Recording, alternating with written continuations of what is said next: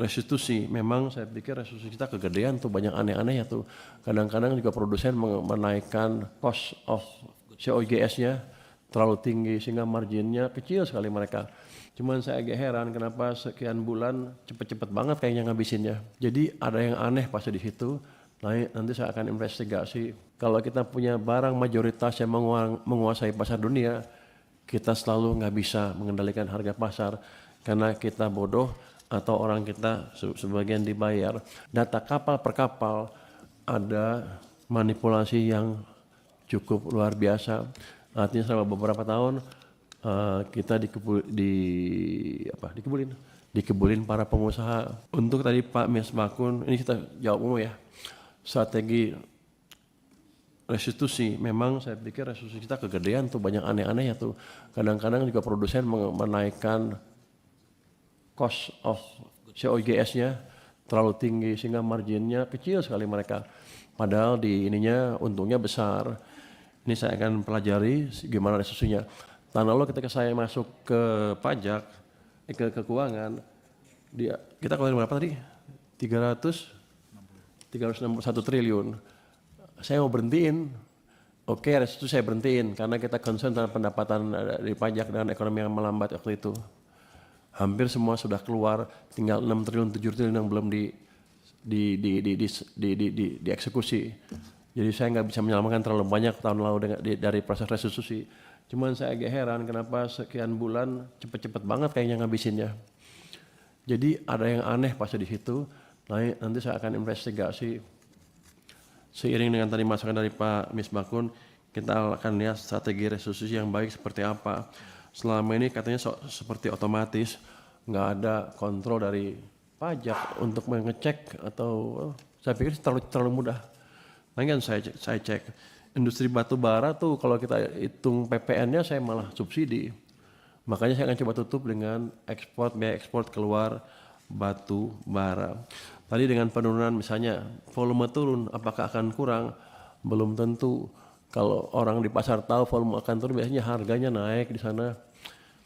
Untuk barang-barang yang kita mendominasi seperti CPO, harusnya kita tadi siapa yang Pak Didi ya, harusnya kita bisa mengendalikan harga pasar.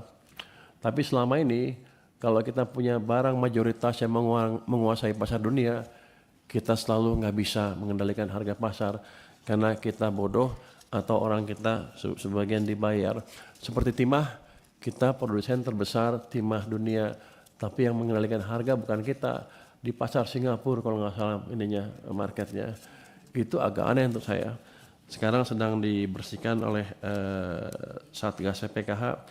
Tadi juga ada masukan bahwa kenapa PNBP kita naik ya? Tapi tahun depan turun. Dan sebagian income dari PNBP itu berasal dari hasil dari Satgas PKH sekitar 20 triliun lebih. Jadi match itu kalau itu kita kurangkan dengan dividen yang diambil BUMN ya segitu kira-kira. Tapi yang saya sadari apa? Saya pikir tadi dengan mungkin mereka dengan kondisi yang lebih canggih manage income-nya, kita bisa menutup kekurangan 80 triliun karena dividen yang berpindah ke Danantara tadi. Ternyata nggak bisa. Jadi saya harus betul-betul merapikan instrumen pajak dan bea cukai di tempat saya untuk mengurangi betul-betul kebocoran dan mendeteksi under invoicing semaksimal mungkin. Di tempat kita, Pak Misbakun, ternyata orang-orang keuangan banyak yang pintar. Saya suruh mereka ada LNSW ya. Saya suruh mereka hitung, cari deh gimana sih under invoicingnya. Biasanya perusahaan tuh CPO ekspor dari setempat ke Amerika misalnya, dia lewat Singapura. Yang dilaporkan kita yang Singapura aja, data ke sana nggak pernah ada. Kita sekarang bisa dapat data sana dengan bantuan AI dan kita bisa deteksi 10 perusahaan besar saya periksa. Rata-rata itu mereka yang dilaporkan setengah harganya dari harga yang di Amerika.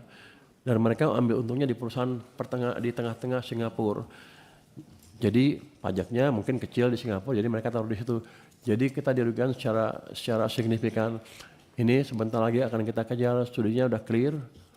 Hanya saya sedang hitung apakah data itu yang di Amerika itu bisa dipakai di pengadilan atau tidak. Tapi paling enggak kita punya bukti awal memang data kapal per kapal ada manipulasi yang cukup luar biasa. Artinya selama beberapa tahun kita dikebulin para pengusaha CPO maupun kalau batu bara belum kita dapat, tapi utamanya CPO nanti kita akan kejar itu. Jadi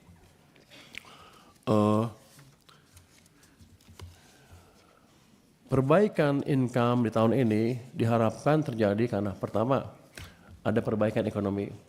Karena keberhasilan kita dengan petunjuk dan dukungan dari Komisi 11 tahun lalu, kita bisa mengembalikan arah ekonomi, membalik arah ekonomi. Saya yakin ekonomi kita sekarang bisa tumbuh lebih cepat daripada yang ditargetkan di APBN. Itu otomatis akan menaikkan pendapatan pajak.